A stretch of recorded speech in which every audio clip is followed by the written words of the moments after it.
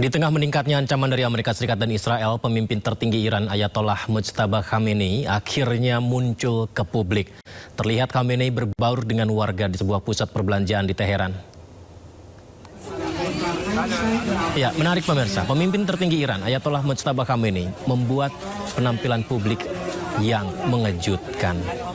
Dalam rekaman beredar di media sosial, kita bisa saksikan bersama ya. Khamenei mengunjungi sebuah pusat perbelanjaan di Teheran, berbaur dengan warga lainnya. Tanpa pengawalan ketat, kehadirannya menarik perhatian pengunjung. Bahkan, dia tidak menunjukkan privilege sebagai pejabat, ia malah terlihat antri untuk ikut melakukan pembelian berdiri bersama warga lain tanpa perlakuan khusus. Aksi ini dinilai sebagai pesan simbolis kepada dunia bahwa kepemimpinan Iran tetap merasa aman dan tidak terintimidasi oleh tekanan maupun ancaman dari pihak luar.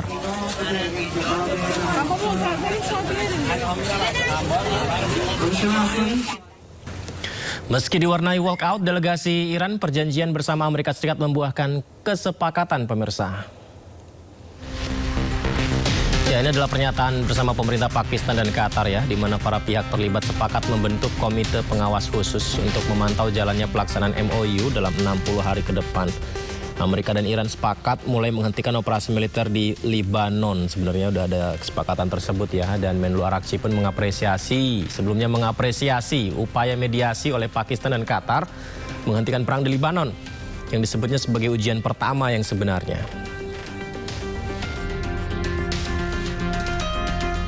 Ya, sebenarnya usai perundingan damai Amerika Serikat dan Iran, harga minyak sudah kembali turun ke $80 Amerika Serikat per barel.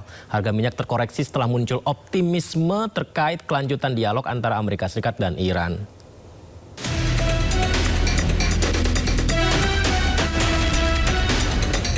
Harga minyak dunia berbalik melemah pada perdagangan Senin setelah mediator Qatar dan Pakistan mengumumkan Amerika Serikat dan Iran telah menyepakati peta jalan mencapai kesepakatan final dalam waktu 60 hari.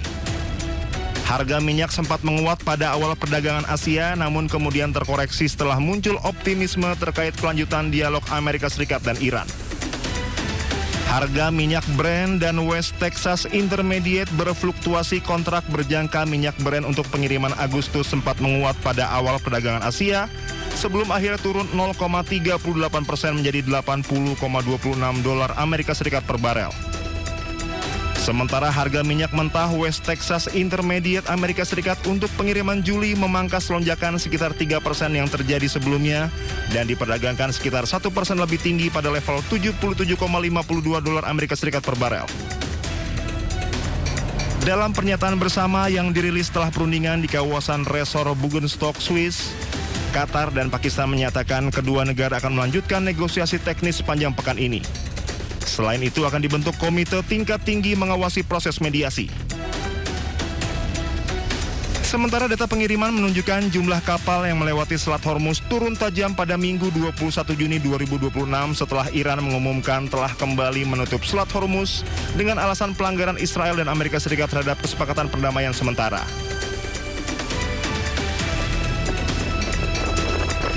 Pasokan minyak Timur Tengah saat ini hampir kembali ke level sebelum perang jika memperhitungkan minyak mentah yang tersimpan di fasilitas penyimpanan maupun di atas kapal tanker. Namun melimpahnya pasokan saat ini lebih banyak disebabkan pelepasan persediaan ketimbang pemulihan produksi. Kondisi ini membuat pasar tetap rentan terhadap gangguan pasokan setelah stok yang ada mulai menipis. Apabila gangguan pasokan berlangsung dalam jangka panjang, kondisi ini justru dapat mempercepat transisi menuju kendaraan listrik. Percepatan adopsi kendaraan listrik berpotensi mengurangi permintaan minyak mentah dalam jangka panjang dan meningkatkan risiko pelemahan harga minyak. Ya, kita harapkan gencatan senjata dan perdamaian segera terwujud ya. Akan tetapi, seolah tak peduli dengan gencatan senjata yang disepakati, Israel terus menyerang Lebanon tanpa henti dengan melancarkan lebih dari 150 serangan. Kepala IDF malah memperingatkan pasukannya tetap siaga menghadapi pertempuran baru di Lebanon Selatan di tengah-tengah pembicaraan AS Iran di Swiss.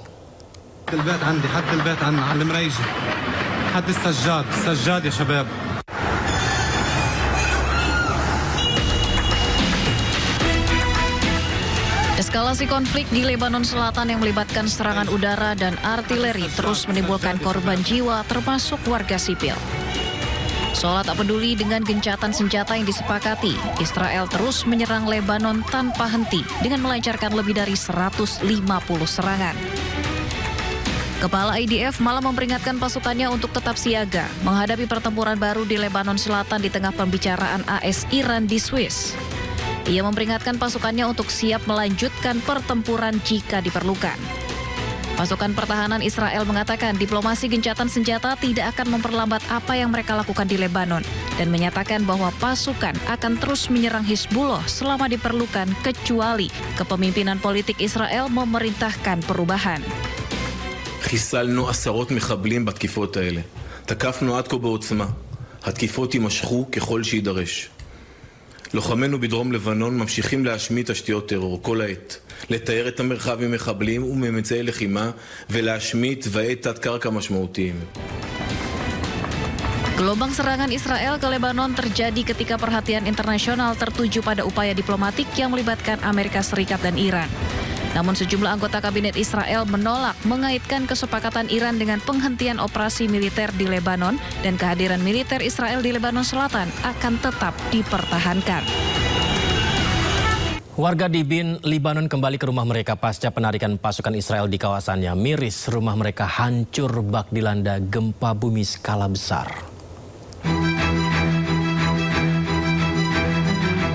Rumah-rumah hancur, bangunan-bangunan rata dengan tanah.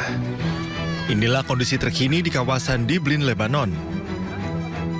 Warga berjalan melewati desa yang porak-poranda, meninjau kerusakan dan sisa-sisa properti mereka. Warga desa Diblin di distrik Marjayun mulai kembali ke rumahnya masing-masing setelah pasukan Israel menarik diri. شوفي ما بتنشاف يا خي شوف يعني زلزال او هزه ارضيه ما بعرفش بركان فيها هون براكين مش بركان واحد مثل ما انك شايف خراب وين ما كان يا استاذنا.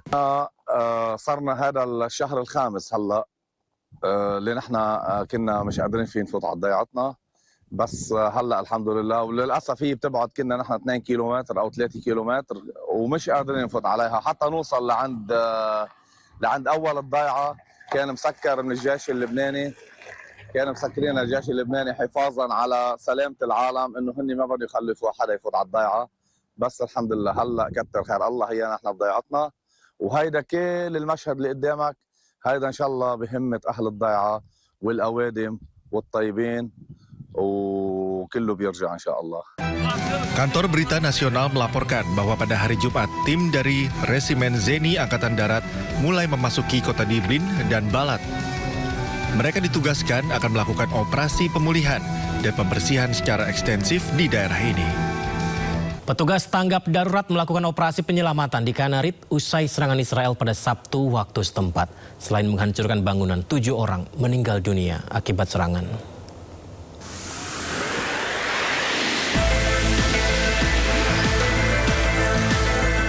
Tim pencarian dan penyelamatan Lebanon bekerja di tengah reruntuhan bangunan di daerah Kanarit, Lebanon Selatan. Menurut saksi mata, serangan datang tanpa adanya peringatan. Akibat serangan ini, sedikitnya 7 orang meninggal dan belasan lainnya luka-luka.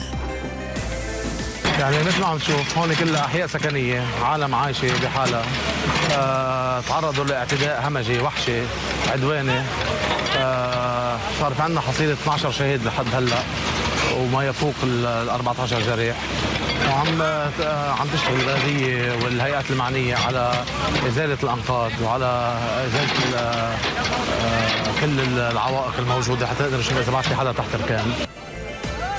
Sebelumnya, warga Lebanon sempat merayakan adanya gencatan senjata. Beberapa jam sebelum serangan, Israel dan Hizbullah telah sepakat melakukan gencatan senjata yang berlaku segera. Namun nyatanya serangan biadab, brutal dan agresif masih dilakukan Israel ke wilayah Lebanon Selatan. Menteri Pertahanan Israel, Israel Katz, menegaskan bahwa militernya tidak akan mundur dari wilayah yang telah direbutnya di Lebanon.